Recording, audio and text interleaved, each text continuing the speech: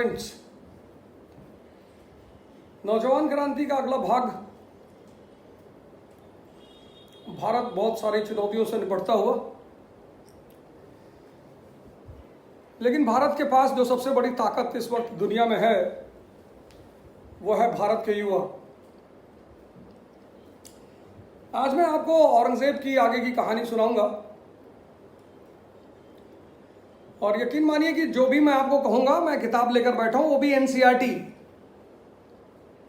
तो line coat कर दूंगा और पेज नंबर बता दूंगा कि आप भी चेक कर लीजिएगा। अपनी तरफ से कुछ भी नहीं कहूंगा मैं, लेकिन मैंने कहा इतिहास कहानियों का वो संग्रह है जिसमें महान संदेश छिपे हुए हैं। इसलिए इतिहास विषय अपने आप में एक दर्शन है।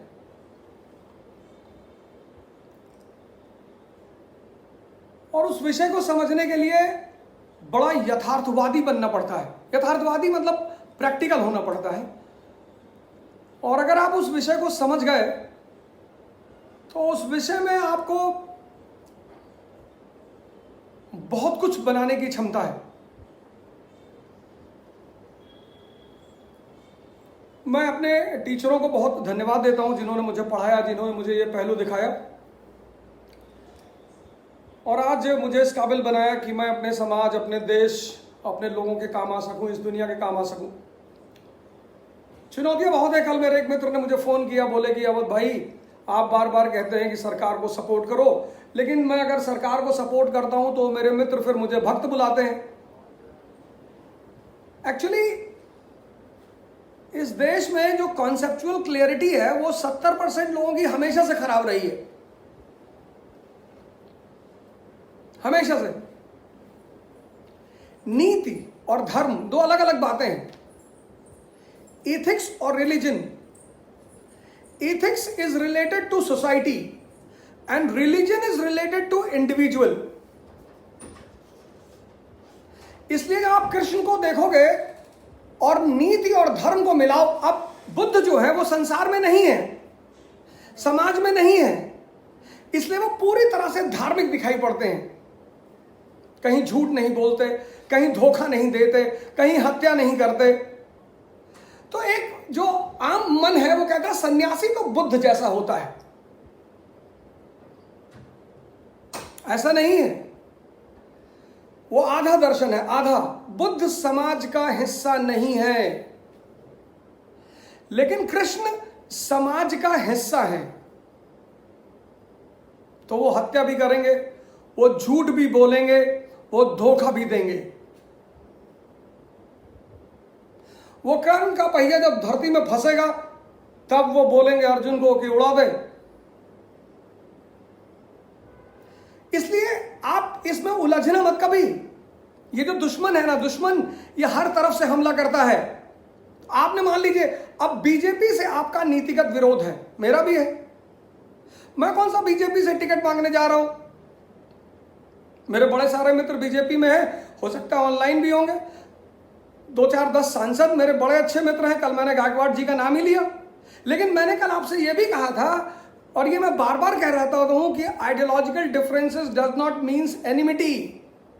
और मैं आज आपको इस पब्लिक प्लेटफॉर्म पे कहूंगा कि मैं किसी से टिकट मांगने नहीं जाऊंगा,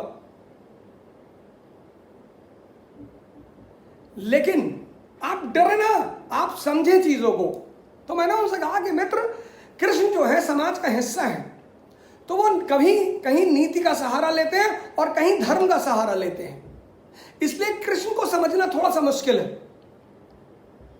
मुरारी बापू जी बहुत महान संत हैं, मैं बड़ा सम्मान करता हूं उनका। वो भी जब वो बेचारे कहीं कहीं नहीं समझ पाए, समाज में अगर रहोगे और समाज का हिस्सा बनकर नहीं रहोगे तब मारे जाओगे।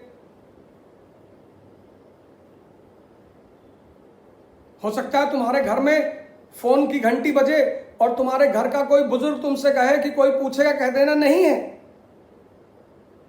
और तुम हो सकता है स्कूल में चैप्टर पढ़ के आए हो कि झूठ बोलना पाप है।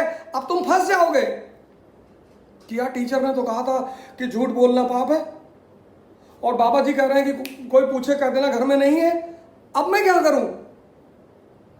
तो एक साधारण दिमाग मुसीबत में फंस जाएगा और एक समझदार दिमाग कहेगा कि जहां फायदा है वहां झूठ बोलो। अभी मेरे कोई मित्र है, उन्होंने मुझे लिखा कि आप गलत खबरें, वो चीन के 40 सैनिक मारे 43, मैंने उसको शेयर किया तो मेरे मित्र ने लिखा कि आप जो है फेक खबरें ना फैलाएं।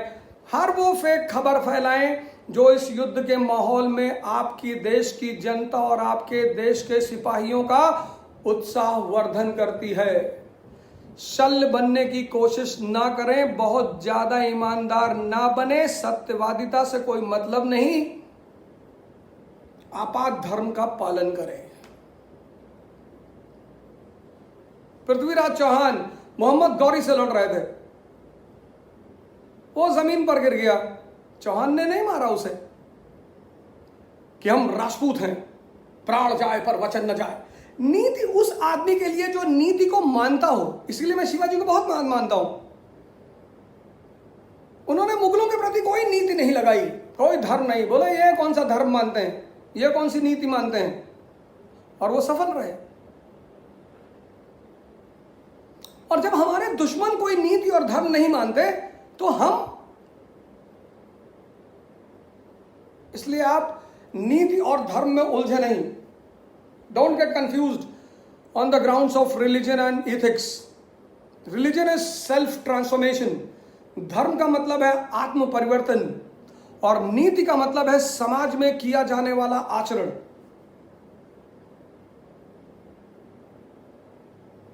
एकदम ना घबराएं। तो अगर आप गवर्नमेंट को सपोर्ट करेंगे तो हो सकता है कुछ लोग आपकी पोस्ट पर लिख दें कि यू ऑल्सो बिकेम अ भक्त।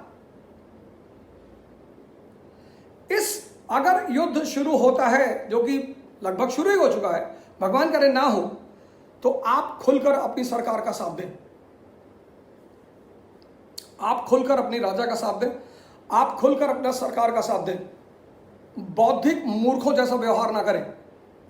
युद्ध खत्म हो जाए, डोंट बी अ इंटेलेक्चुअल फूल। युद्ध खत्म हो जाए, जमकर पार्टियों का विरोध करें, नीतियों का विरोध करें, संसद के सामने हंगामा करें, अधिकार है आपका। डेमोक्रेसी कहती है, कौन सी डेमोक्रेसी को मानता है चीन? पढ़ो ना उसकी पॉलिटिकल हिस्ट्री। हमारा दुश्मन किसी नीति को नहीं मानता और हमारे दोनों दुश्मन किसी नीति और किसी धर्म को नहीं मानते। और अगर हमने इनके पक्ष में नीति और धर्म लगाया तो हमारा भी हाल पृथ्वीराज चौहान वाला होगा। इसलिए डरने की कोई जरूरत नहीं है। तुम अपनी जगह पर एकदम क्लियर रहो कि अगर युद्ध होगा तो मैं सरकार के साथ हूं, युद्ध नहीं है तो मैं सरकार की नीतियों का विरोध करूंगा। कंफ्यूजन का शिकार मत होना, नहीं तो औरंगजेब वाली हाल हो जाएगी। वो अकेले में मुसलमान हो जाता था और गद्दी पर बैठकर राजा हो जाता था, और जब ये स्प्लिट पर्सनालिटियां लड़ती थी तो वो उल्टे सीधे कदम उठाता था। ये मैं नहीं कह रहा, ये एनसीईआरटी अभी पढ़ के सुनाऊंगा आपको। राजा का कोई धर्म नहीं होता, राजा किसी जाति का नहीं होता, राजा किसी क्षेत्र का नहीं होता। राजा होता ही वही है जो इन सब चीजों से ऊपर उठ जाता है और इन सब चीजों का अपने हितों के लिए उपयोग करता है।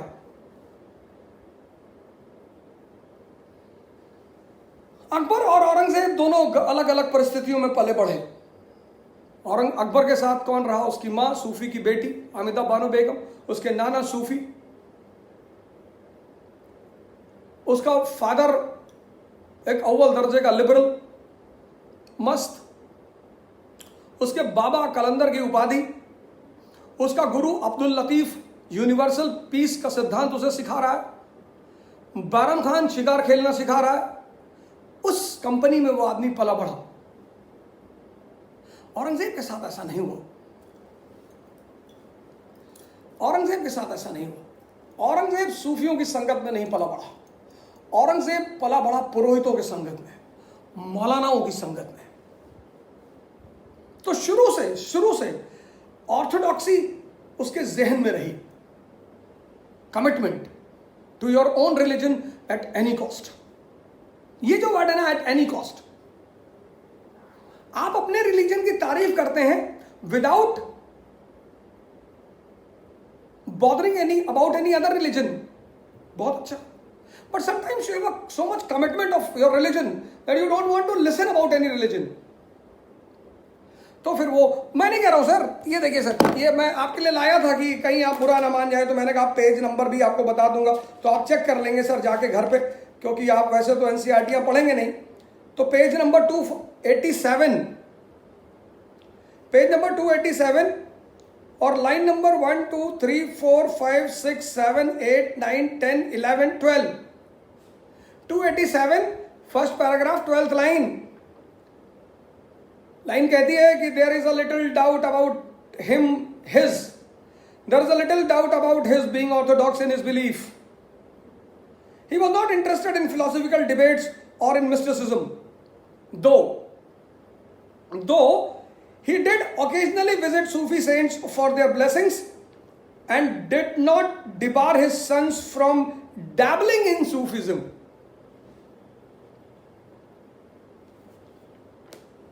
अब ये किताब तो हिंदुस्तान में 80% लोग मानते ही होंगे, कम से कम जो सिविल सर्विस की तैयारी कर रहे हैं वो तो मानेंगे ही।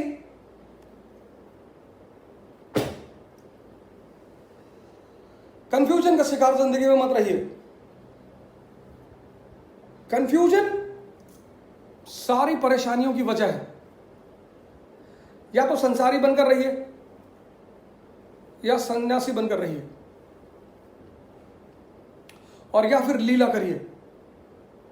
कभी बहुत अच्छे खिलाड़ी हैं आप, तो कभी सन्यासी बन जाइए, कभी संसारी बन जाइए। पर अगर आप पकड़ में आ गए तो आप अपराधी हैं। अगर लोग आपकी लीला पर सजदा कर गए तो आप भगवान हैं। 1659 में औरंगजेब का शासन शुरू हुआ और एनसीईआरटी कहती है कि there is little doubt that he was orthodox. कोई बात नहीं, ठीक है, अच्छी बात है। तो शुरू से कहीं ना कहीं एक धर्म के प्रति बहुत लगाव रहा, अच्छी बात। और जो पहला कदम लिया उसने गद्दी पर बैठते ही, उसको एनसीईआरटी कहती है मॉरल रेगुलेशंस।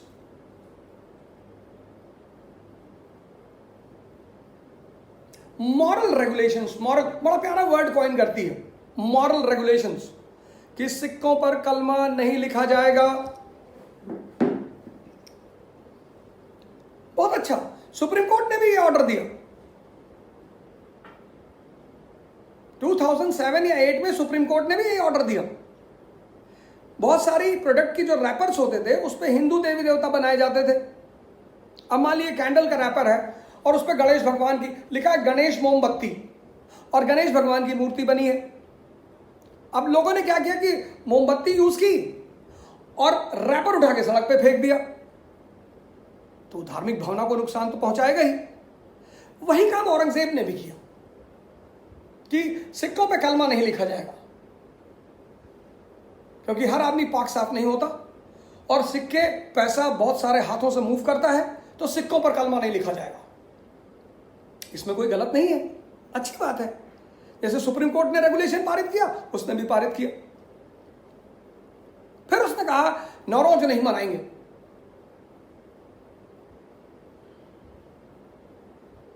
ये जरतू पारसी का त्योहार है, इसको हम नहीं मनाएंगे। फिर उसने कहा मुहात्सिब्स को अपॉइंट किया।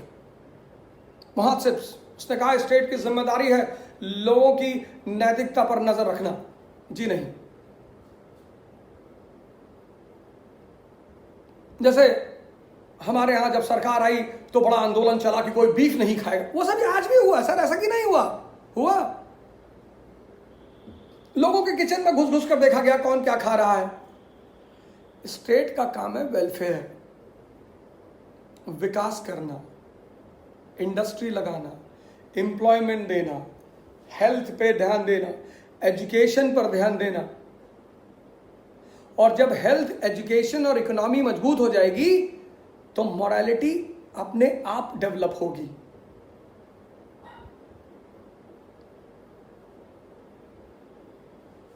इसने मुहात्सिबों को अपॉइंट किया, देखो कौन नमाज पढ़ने नहीं जा रहा जुमे की, कौन जुआ खेलने जा रहा है, कौन शराब पी रहा है।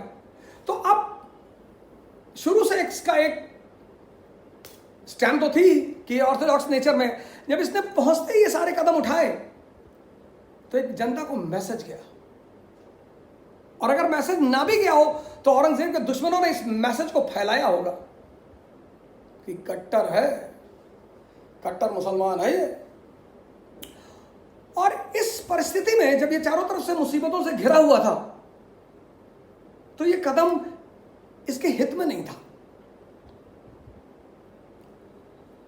उस कदम ने कहीं ना कहीं इसकी इमेज को, एक ऑर्थोडॉक्सी की इमेज को और मजबूत किया। बड़े सारे इतिहासकार कहेंगे कि बड़ा अच्छा कदम था, जनता को नैतिक रूप से मजबूत करने का कदम था। बिल्कुल सही है, बहुत अच्छी बात है, करना भी चाहिए। लेकिन तुम बहुत बुरी तरह फंसे हुए थे। तुम जाटों के खिलाफ लड़ रहे थे, तुम बुंदेलों के खिलाफ लड़ रहे थे। उन्हें मौका मिल जाएगा तुम्हें डिफेम करने का। तुम्हारे सारे विद्रोही, ज्यादातर विद्रोही हिंदू हैं, वो तुम्हें पोर्ट्रे करेंगे एक कट्टरपंथी मुसलमान के रूप में, और इसका उन्हें फायदा मिलेगा। शायद ये बात समझाने वाला औरंगजेब को कोई नहीं था, फिर भी ये उसका पहला कदम था। दूसरा कदम उसने उठाया 1669 में। उसको बोलते हैं प्यूरिटैनिकल खट्टरवादी स्टेप्स। 1669, 10 साल बाद, और तब इसकी मुसीबतें बढ़ चुकी हैं। शिवाजी इसकी मुसीबत बढ़ा चुके हैं, जाट इसकी मुसीबतें बढ़ा चुके हैं, अफगानी इसकी मुसीबतें बढ़ा चुके हैं, इकोनॉमिक क्राइसिस बढ़ चुका है, इसकी मुसीबतें बढ़ चुकी हैं। अब उस बढ़ी हुई मुसीबतों को बैकग्राउंड में से कदम देखिए तो एनसीईआरटी लिखती है कि इसको धर्म से ज्यादा, एनसीईआरटी लिखती है कि उसके इस कदमों को धर्म से ज्यादा उस समय की इकोनॉमिक और सोशल पर्सपेक्टिव में देखा जाना चाहिए। बिल्कुल, जाट विद्रोह, बुंदेला विद्रोह, सिख विद्रोह, Maratha revolt, Afghan revolt, economic crisis. अब ये बैकग्राउंड में रखिए ये सारी बातें, पॉलिटिकल क्राइसिस, इकोनॉमिक क्राइसिस, ये उसका बैकग्राउंड है। और अब वो 1669 में कदम उठा रहा है, पहला कदम उठा रहा है, संगीत बंद कर रहा है दरबार में। He puts an end to the court music। अब आप सोच के देखो कि किसी बंदे का प्रीलिम्स नहीं हुआ, वो रिजल्ट देख कर आ रहा था, उसको दिखाई पड़ा कि उसका प्रीलिम्स में नहीं हुआ, रास्ते में उसका एक्सीडेंट हो गया, उसका हाथ टूट गया, और आप उसके घर में बैठ के गिटार बजा रहे कि जब छाए मेरा जादू कोई बच ना पाए। तो वो मारेगा आपको। एक तरफ तो वो बंदा फेल कर गया प्रीलिम्स में, दूसरी तरफ उसका एक्सीडेंट होकर हाथ टूट गया। वो टेंशन में, पिताजी ने घर से फोन कर दिया कि बेटा एक पैसा तुमको नहीं भेजूंगा, और तुम उसके कमरे में बैठ के गाना गा रहे हो कि जुम्मा जुम्मा दे दे।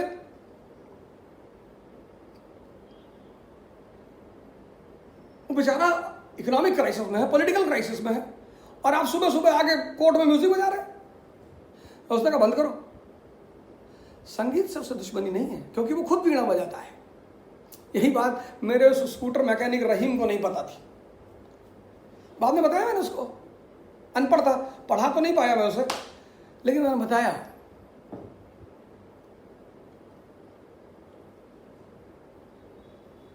कि वो खुद वीणा बजाता था, खुद। अच्छी बात है। म्यूजिक आइदर अट्रैक्ट्स योर आज्ञा चक्र और योर काम चक्र।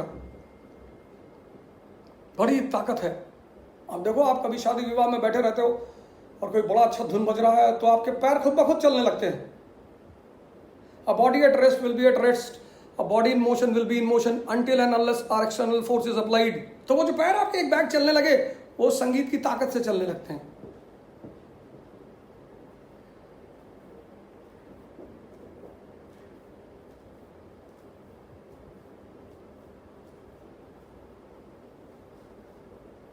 संगीत बंद करवाया उसने, झरोखा दर्शन बंद करवाया।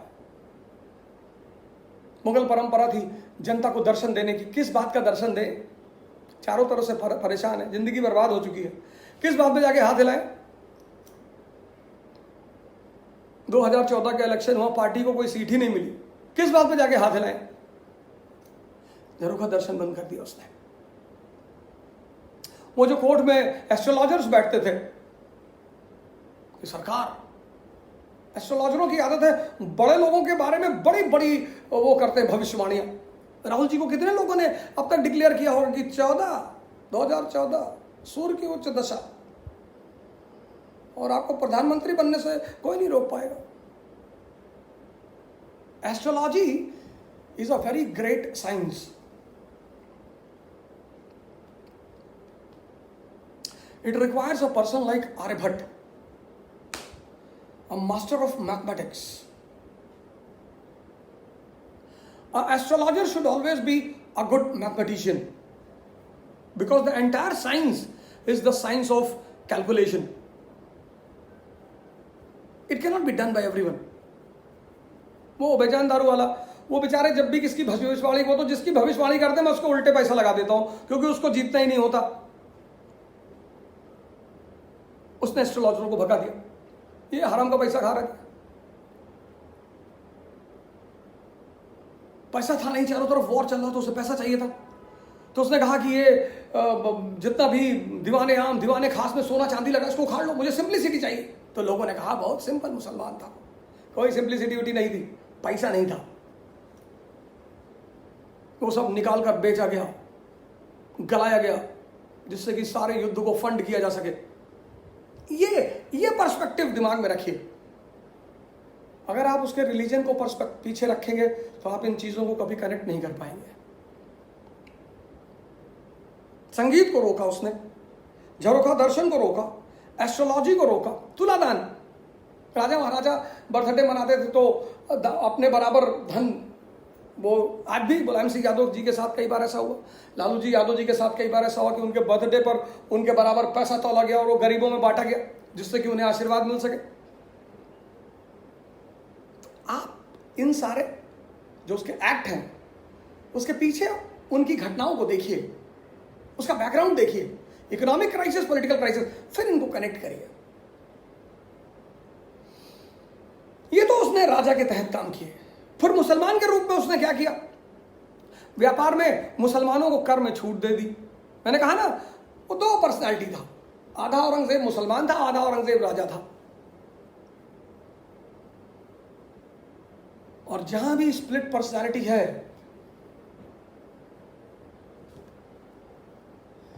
जहां भी कंसेप्चुअल क्लैरिटी क्लियर नहीं है, जहां भी कॉन्सेप्ट सही नहीं है, संकट में, क्राइसिस में आपको अपनों का ही साथ देना है। बीजेपी पार्टी से हमारा नीतिगत विरोध हो सकता है। मैं तो देखता हूं फेसबुक पर जिस तरह से लोग अपोजिशन बन गए हैं, उस तरह से तो गांव में पड़ोस की औरतें भी नहीं गाली देती। इतना स्तर अपोजिशन का गिर गया है, इतनी गाली गलौज करते हैं दोनों तरफ के लोग, दोनों तरफ के। अटल बिहारी वाजपेयी ने नेहरू जी को हिटलर कह दिया था संसद में, इस्तीफा दे दिया था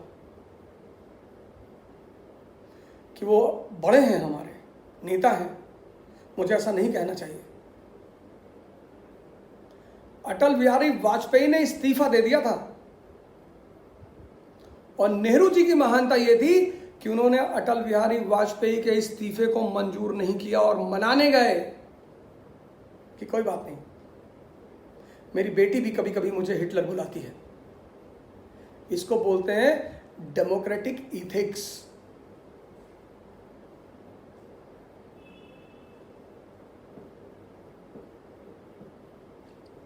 सोनिया गांधी जी इटली की हैं, लेकिन हमारे देश की हैं। अब हम उन्हें गाली नहीं दे सकते।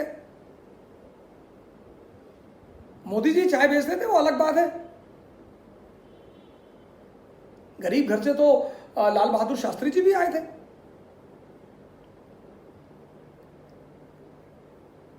प्रधानमंत्री का विरोध करिए, नेता का विरोध करिए, गाली क्यों दे रहे हैं? वो हमारे किसी मित्र ने लिख दिया जग्गिया, वो जग्गी वासुदेव है, सदगुरु जी का नाम जग्गी वासुदेव है, तो कि जमीन का कोई विवाद पर उनको भी शायद इंफॉर्मेशन नहीं रही होगी। किसी पत्रकार ने उनसे प्रश्न उठाया कि आपकी जो जमीन का विवाद है वो ट्राइबलों को लेकर विवाद है। उन्होंने कहा आप मेरे आश्रम में आए, 1 इंच जमीन का मुद्दा दिखा दें, मैं इस कंट्री को छोड़ दूंगा। उन्होंने पोस्ट पे लिखा जग गया।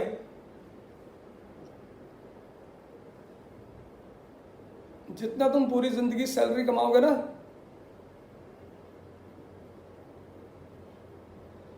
उतना वो आदमी 1 महीने में दान कर देता होगा। अब विरोध करो।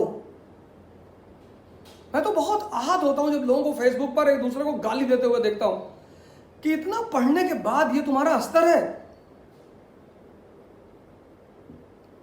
कम से कम 95% लोग 95 गाली देते हैं एक दूसरे को। गाली देना हिजड़ों का काम है। गाली क्यों देते हो यार? विरोध करो, अपने तथ्यों को सामने रखो। अगर मैं गलत हूं, मैं सॉरी बोल दूंगा। अगर आप गलत हो, आप सॉरी बोल देना, बात खत्म हो गई। मेरे बड़े सारे मित्र हैं जो महिलाएं हैं, स्त्रियां हैं, पत्रकार हैं, बेचारी प्रवक्ताएं हैं पार्टियों की, उनको लोग गाली देते हैं। और नवरात्र का व्रत रहते हो तुम कहते हो इस्लाम में औरत को बहुत बड़ा दर्जा दिया गया है, तो वो बाहर भी उन औरतों को इज्जत देकर दिखाओ। हम माने कि तुम्हारा धर्म कहता है। तुम धार्मिक नजर से औरंगजेब को मत देखो। तुम हिंदू बनकर औरंगजेब को देखोगे, मैंने पहले ही कहा था, तो तुम उसकी बहुत सारी उपलब्धियों को नहीं समझ पाओगे। तुम मुसलमान बनकर औरंगजेब को देखोगे तो तुम उसकी बड़ी सारी गलतियों को नहीं देख पाओगे।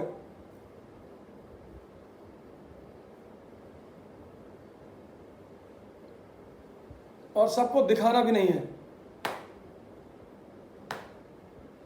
सबको दिखाने की कोई जरूरत भी नहीं है। बड़ा आहत था वो मुसलमानों की गरीबी को लेकर। अपनी वजह से गरीब है मुसलमान, किसी दूसरे की वजह से गरीब नहीं है। जैन तो नहीं है, सिख तो नहीं है, क्रिश्चियन तो नहीं है।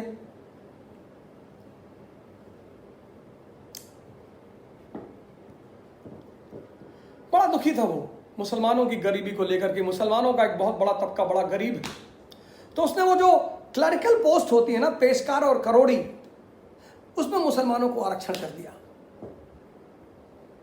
लेकिन भारत के समाज में प्रोफेशन और जाति का बड़ा संबंध है। कायस्थ एक जाति है हमारे यहां, श्रीवास्तव।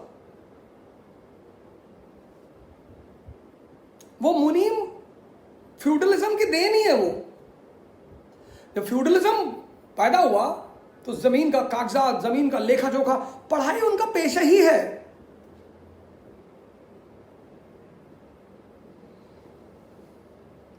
वो कास्ट पैदा हुई कायस्थ। याज्ञवल्क्य जाति के रूप में पहली बार उसका उल्लेख करते हैं। ओशान स्मृति में पहली बार कायस्थ जाति का उल्लेख है।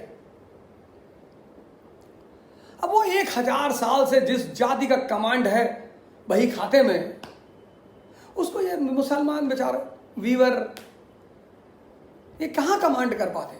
उसे अपने इस कदम पे बड़ा दुख हुआ, उसे बाद में उसे वापस लेना पड़ा।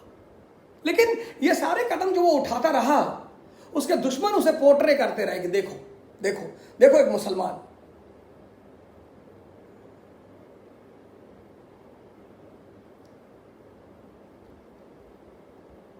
देखो एक मुसलमान। अब मोदी ने इंस्टेंट ट्रिपल तलाक हटाया तो मुसलमान औरतों का बहुत भला हुआ। लेकिन उसको दिखाया ऐसा गया होगा कि ये देखो, ये कट्टरपंथी। जैसे आज हो रहा है ऐसे तब भी हुआ होगा।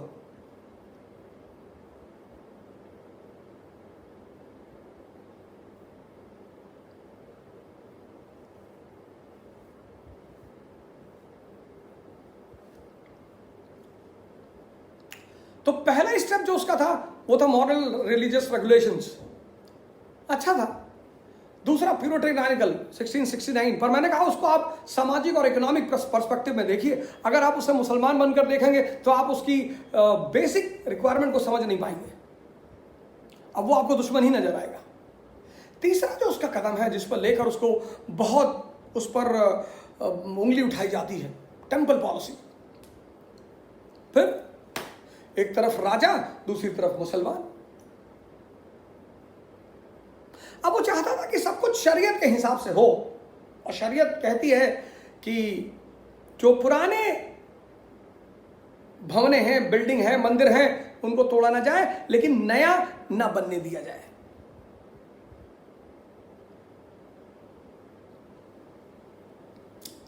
अब एक घटना घटी आजाद हिंदुस्तान में, ऑपरेशन ब्लू स्टार।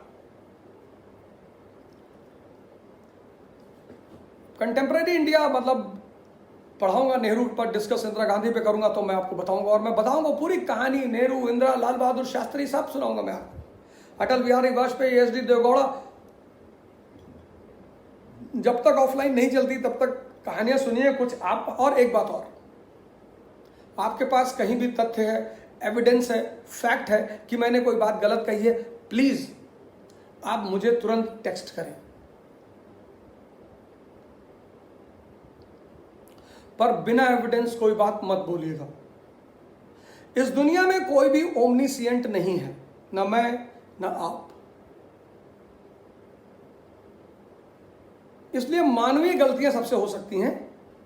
अगर मैं कहीं भी गलत हूं, आपको लगता है कि मैंने गलती की है, आपके पास तथ्य है मेरी बात को काटने का, तो प्लीज आप मुझे मैसेज करें, मैं उसे चेक करूंगा। अगर आप सही हैं तो मैं इसी प्लेटफॉर्म पर आकर सॉरी बोलूंगा और आपके तथ्य को जब सबके सामने रखूंगा।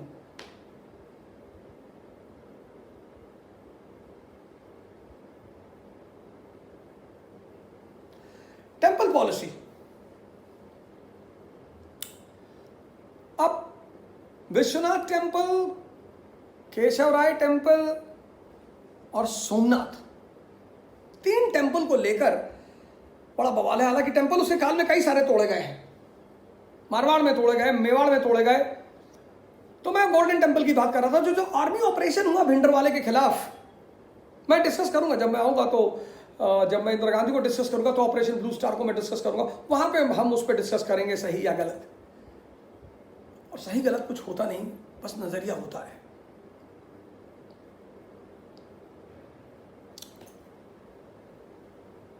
इथिक्स और रिलीजन के चक्कर में ना फंसे, एकदम ना फंसे, अपने कॉन्सेप्ट को एकदम क्लियर रखें। तो जब क्रॉस फायरिंग हुई, दोनों तरफ से लड़ाइयां हुई, तो गोल्डन टेंपल भी टूटा।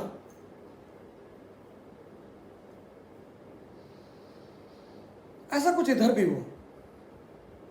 सोमनाथ का टेंपल बना।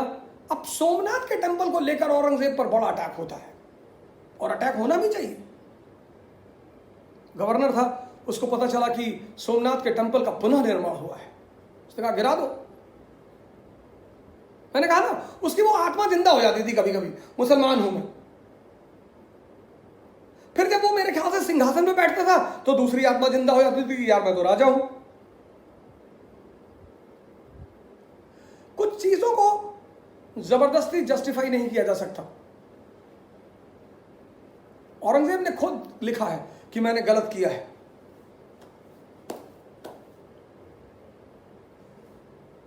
उसने अपने बेटे को पत्र लिखा, शाह आलम को, एक पर्शियन में है, ट्रांसलेटेड इंग्लिश में है, और ये सारी बातें उसने लिखी।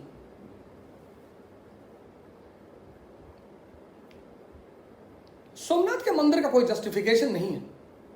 हालांकि मैंने कहा ना, औरंगजेब मेंटलिटी, मैंने एक पोस्ट लिखा था, औरंगजेब को भी नहीं पता होगा कि उसके नाम पर कितना कांड हो रहा है आधुनिक भारत में। अगर वो बेचारा कहीं से देख रहा होगा तो उसको भी हंसी आती होगी कि यार ऐसा तो कुछ मैंने किया ही नहीं था। मेंटलिटियों से बचना बहुत जरूरी है। वो जो जहर फैलाया जाता है समाज में, उससे बचना। शिक्षा, परिवार, समाज। 70 साल तक गांधी जी के नाम पर वोट मांगा गया, अब अंबेडकर जी के नाम पर वोट मांगा जा रहा है। भाई अंबेडकर जी ने दलितों का भला किया, बहुत, एकदम सबका किया, लेकिन राजा राम मोहन रॉय ने नहीं किया, ईश्वरचंद विद्यासागर ने नहीं किया। दयानंद सरस्वती के ऊपर बॉम्ब फेंका गया काठियावाड़ में जातिवाद का विरोध करने के लिए, उन्होंने नहीं किया। सबके बारे में बताओ। मायावती जी 2 सेमेस्टर यूपी की सीएम रही, क्यों नहीं उन्होंने अंबेडकर को सिलेबस का हिस्सा बनाया? क्योंकि उनको पता था कि अगर मैं अंबेडकर को सिलेबस का हिस्सा बना दूंगी तो अपर कास्ट को अंबेडकर के प्रति सम्मान पैदा हो जाएगा, और जब सम्मान पैदा हो जाएगा तब नहीं लड़ाया जा सकता।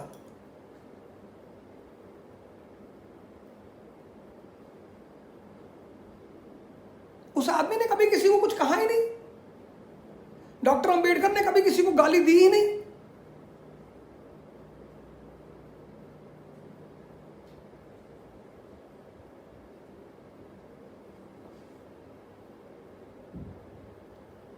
लेकिन अगर उसको सिलेबस का हिस्सा बना दिया जाएगा और बच्चे उन्हें पढ़ेंगे तो क्रॉस क्वेश्चन करेंगे,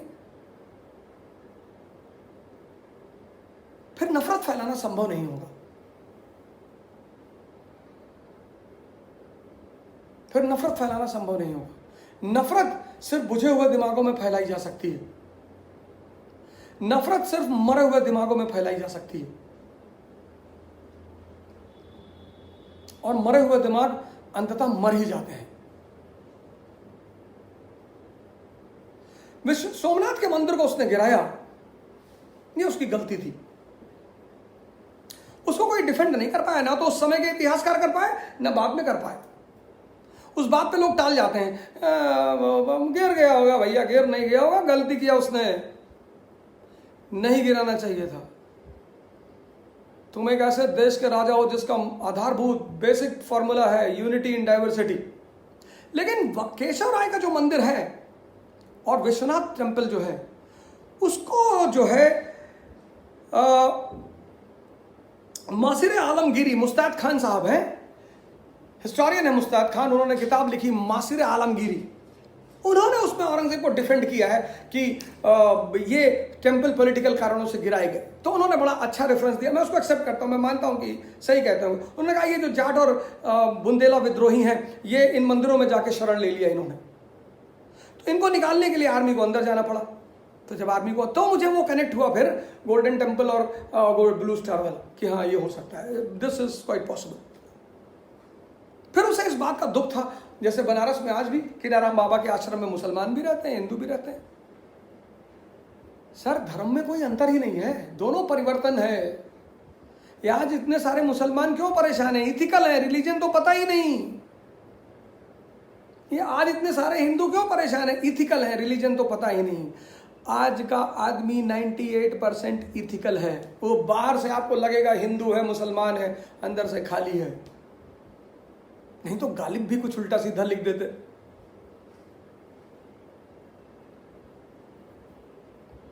नहीं तो राजा राम मोहन रॉय मदरसा में क्यों पढ़ते?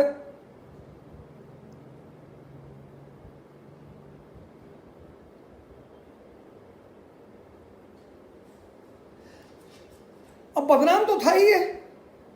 बदनामी में फिर इसके वो मॉरल रेगुलेशंस, प्यूरिटैनिकल स्टेप्स, और फिर ये मंदिर। अब जोधपुर में जब अटैक हुआ, सेना गई, तो लोगों को पता था कि मेरा बॉस तो टेंपल गिराने पे खुश होगा, तो उन लोगों ने टेंपल भी गिरा दिया। वो सारी बदनामी किसके सर पे आई? इसके सर पे आई। हालांकि इसका कोई जनरल ऑर्डर नहीं है, वो दे भी नहीं सकता था जनरल ऑर्डर। उसके सबसे ज्यादा मनसबदार मराठा और राजपूत थे।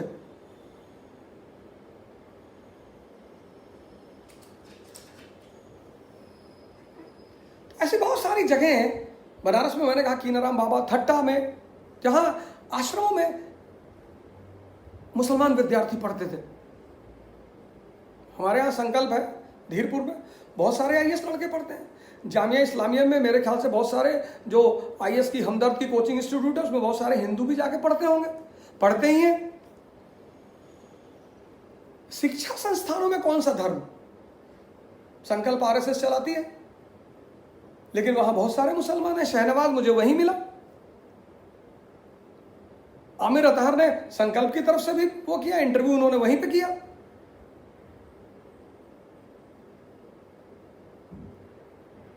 वैशाली मेरी स्टूडेंट है बागपत से, वो हमदर्द के इंस्टीट्यूट में पढ़ रही है, आराम से पढ़ाई कर रही है। लेकिन उसे बहुत बुरा लगा कि ये मुसलमान काफिरों के साथ क्या कर रहा है।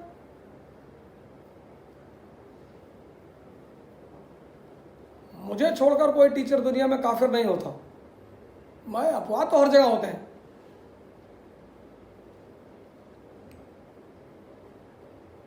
और उसके लिए सामने वाला कोई धर्म का नहीं होता, कोई जाति का नहीं होता।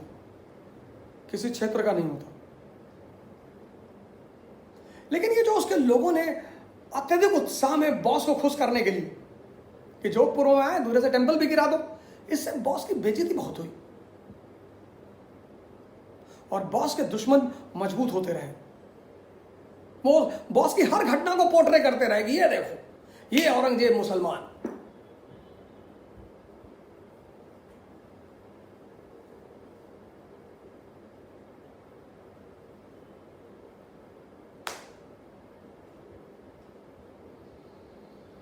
और 1679 में जो उस आदमी ने स्टेप लिया, री इम्पोजिशन ऑफ जजिया,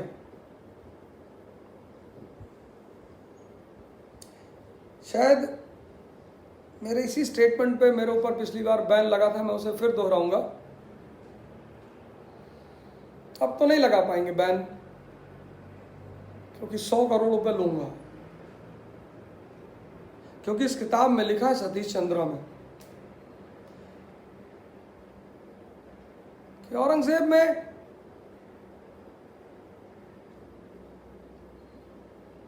एक आम आदमी का मन था।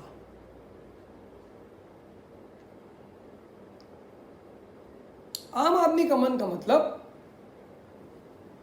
जो बहुत सारे निर्णय या तो उत्तेजना में ले ले या भावुकता में ले ले।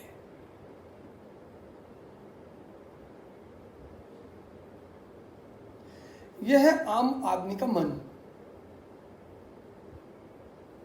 एक ऐसा मन जो बहुत सारे निर्णय या तो उत्तेजना में ले ले और या भावुकता में ले ले। 1564 में अकबर ने जजिया खत्म कर दिया।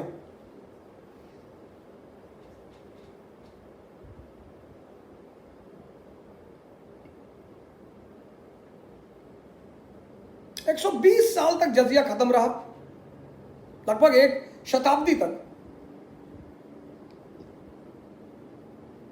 और आपने उसे फिर लगा दिया। पोल टैक्स,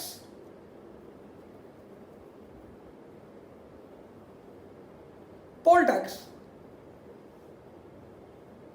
जो चीज 120 साल खत्म रही और फिर आपने उसे खत्म भी किया 1705 में। कितना कंफ्यूज्ड आदमी रहा होगा औरंगजेब, कितना परेशान रहा होगा, कितने लोगों ने उसे गलत राय दी होगी, कितना तड़पा होगा औरंगजेब। और कयामत के दिन मालिक भले न मारे, लेकिन ये जितने लोग उसके नाम पर अफवाह फैला रहे हैं ना, औरंगजेब निकलकर इन लोगों को बहुत मार मारेगा। उसकी दर्द, उसकी पीड़ा। जिस देश में 120 साल तक जजिया ना रहा हो, और ज्यादा 126-26 के आसपास, 125 साल के आसपास, आपने 125 साल बाद उसको लगा दिया। बच्चों से आपको लेना नहीं है, औरतों से आपको लेना नहीं है, सन्यासी से आपको लेना नहीं है, इतना बड़ा कोई सोर्स भी नहीं कि आपका खजाना भर जाए। तब क्यों किया आपने? और आपने तब किया जब आपका दुश्मन शिवाजी अपने आप को हिंदू धर्मोद्धारक कह रहा है, हिंदू सिंपैथी को गेन कर रहा है। तब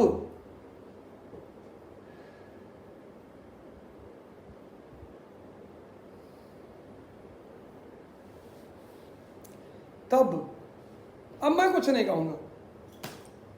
ये देखिए सर, ये देखिए 287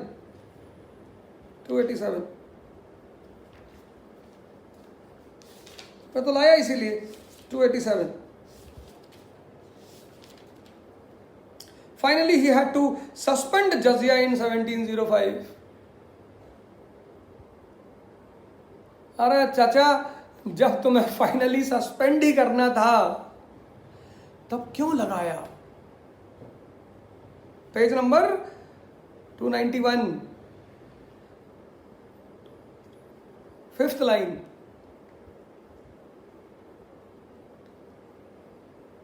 उसके इस कदम ने वो जो उसके विद्रोही गैर मुसलमान सरदार थे, उसके हाथ को कितना मजबूत किया होगा।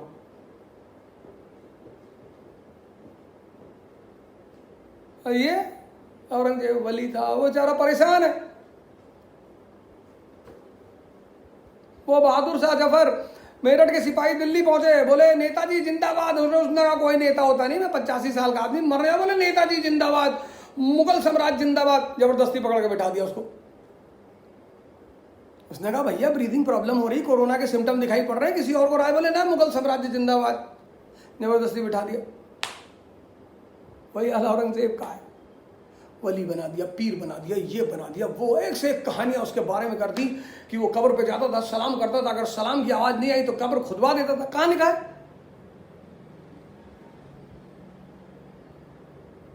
कहां लिखा है? वही बात तारिक फतेह कर रहा था किसी मौलाना से। मौलाना ने कहा तुम्हारी गर्दन काट देंगे। अरे मौलाना तारिक फतेह को क्यों गाली देते हो? पढ़े हो कभी? अरे एनसीईआरटी ही पढ़ लो।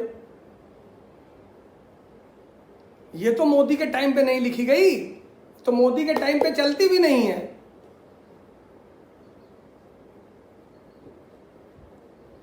लेकिन यूपीएससी आज भी मानती है।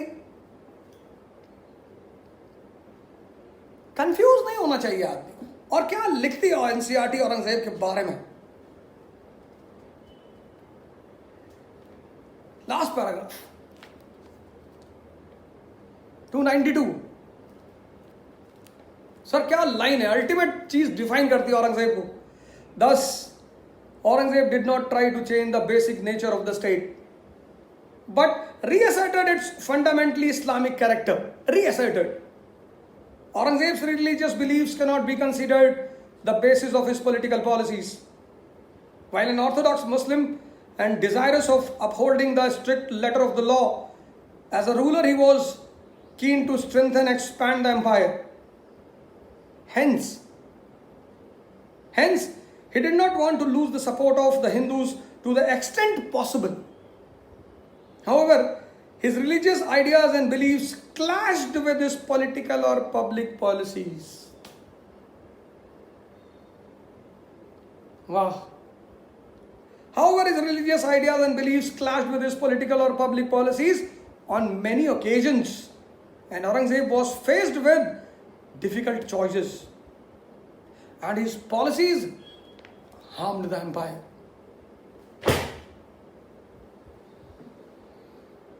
हिस्ट्री यहां से पढ़ो, यहां से।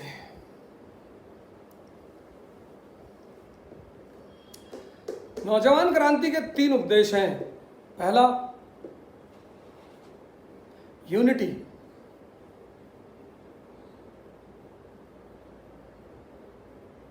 औरंगजेब ना तो हिंदुओं का दुश्मन था, ना इस देश का दुश्मन था। वो शायद परिस्थितियों को पहचान नहीं सका। बड़ी अच्छा पैराग्राफ उसके बारे में लास्ट में लिखा है, वो मैं सोचा था लास्ट में पढ़ूंगा, लेकिन मैं अभी पढ़ के सुनाता हूं आपको। बड़ा जबरदस्त मतलब कंक्लूजन लिखा औरंगजेब के बारे में, मतलब अल्टीमेट। उतना अच्छा अगर आप मेंस में लिखें तो आपको बहुत। एनसीईआरटी आपको एक सबसे बड़ी चीज जो बहुत सारी चीजें सिखाती है, पहली चीज तो आपको सिखाती है connectivity and last paragraph page number 321। In the ultimate resort, the decline and downfall of the empire was due to economic, social, political and institutional factors. Akbar's measures helped to keep the forces of disintegration in check for some time, but it was impossible for him to effect fundamental changes in the structure of society.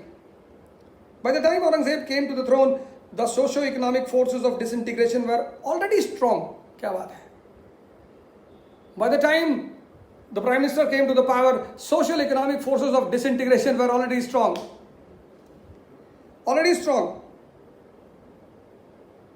Aurangzeb lacked the foresight and statesmanship necessary to effect fundamental changes in the structure or to pursue policies which could, for the time being, reconcile the various competing elements. Sir, last के 3 line तो अरबों रुपए के हैं। Thus, Aurangzeb, both a victim of circumstances and helped to create the circumstances of which he became victim. यानी कुछ तो वो परिस्थितियों का शिकार हुआ और कुछ उसने ऐसी परिस्थितियां पैदा की जिन्होंने उसका शिकार कर लिया। औरंगजेब परिस्थितियों का शिकार हुआ। Socio economic political forces of integration were very strong before he comes into power. विभाजनकारी ताकतें पहले से ही मजबूत हो गई थी। तो कुछ तो वो परिस्थितियों का शिकार हुआ और कुछ उसने ऐसी परिस्थितियां पैदा कर दी कि वो खुद उन परिस्थितियों का शिकार बन गया।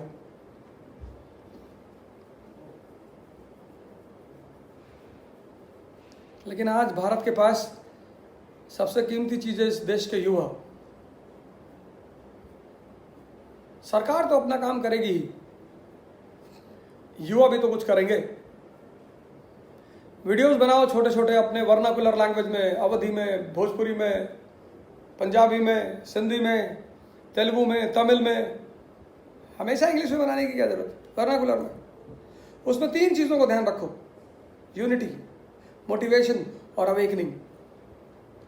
और अगर देश के उत्साह को बढ़ाने के लिए कितनी भी झूठी खबरें फैलानी हो, फैलाओ उसे, डरो मत। जीत जरूरी है, चाहे विभीषण को मिलाकर और चाहे मंदोदरी को मिलाकर। जीतना बहुत जरूरी है, क्योंकि जब इतिहास लिखा जाएगा तो तुम कितने भी अच्छे हो, अगर तुम हारे हो तो इतिहास तुम्हें सम्मान नहीं देगा।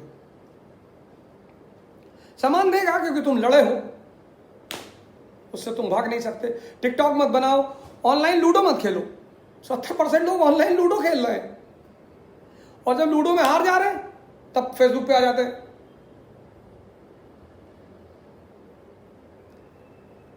कि चीनी कुत्ते।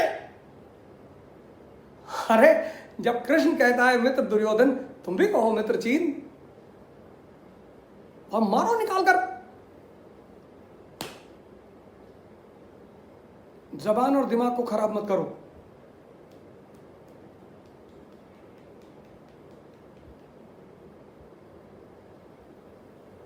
क्रांति चलती रहेगी।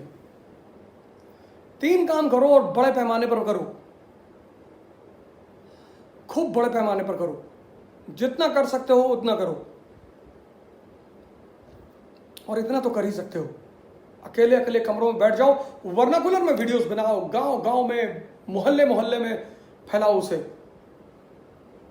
किसी भी नेगेटिव खबर को प्रमोट मत करो। कोई तुमको कह रहा भक्त है, ठीक है अंकल, कोई बात नहीं, घबराओ मत। तुम अगर कमजोर मानसिकता के हो तो तुम तुरंत दबा दिए जाओगे। पार्टी की नीतियों का विरोध करो, संकट के बाद खूब विरोध करो। इलेक्शन आएगा, सरकार से नाखुश हो, 1 सीट मत देना सरकार को। बस डेमोक्रेसी में क्या है, डेमोक्रेसी में तो जनता के हाथ में वोटिंग राइट है। बदल दो सरकार को, प्रधानमंत्री को प्रधान बनाने के लायक मत छोड़ो। लेकिन अगर एक्सटर्नल वॉर होता है, युद्ध होता है, तो एकता बनाए रखना बहुत जरूरी है। इंटेलेक्चुअली बैंकरप्ट जो इथिकल स्कॉलर्स हैं, इंटेलेक्चुअली बैंकरप्ट इथिकल स्कॉलर्स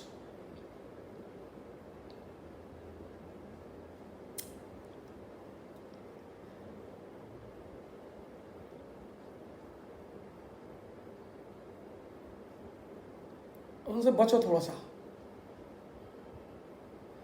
विदेशियों को हमेशा तुर्क भारत आए तो उन्होंने ब्राह्मणों से कहा कि ब्राह्मण जात कभी झूठ नहीं बोल सकती। ब्राह्मण खुश हो गए, तारीफ कर रहा है हमारी। उन्होंने सारी इंफॉर्मेशन उनको दे दी। राजपूतों को उन्होंने कहा कि राजपूत मर जाएगा लेकिन जबान से नहीं पलटेगा। वो मर गए, जबान से पलटे नहीं। सबका फायदा उठाया उन्होंने।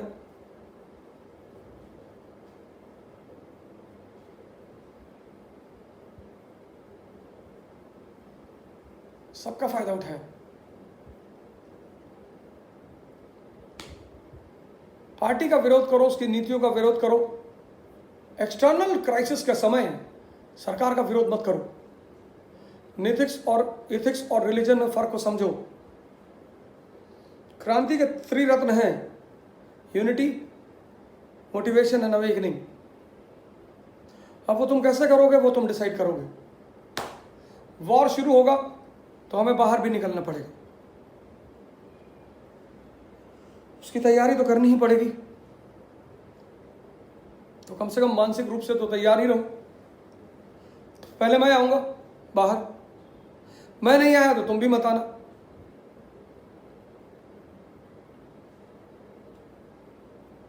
औरंगजेब बुरा आदमी नहीं है, भटका हुआ आदमी है।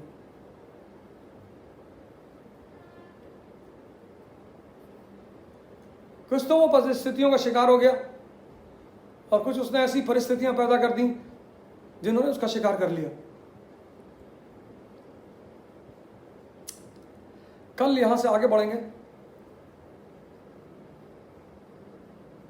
कल मैं आपको उसकी दक्कन पॉलिसी पढ़ाऊंगा और फिर हम मराठा और सिख राजपूत के बाद मेडिवल कल्चर पर डिस्कस करेंगे। Thank you.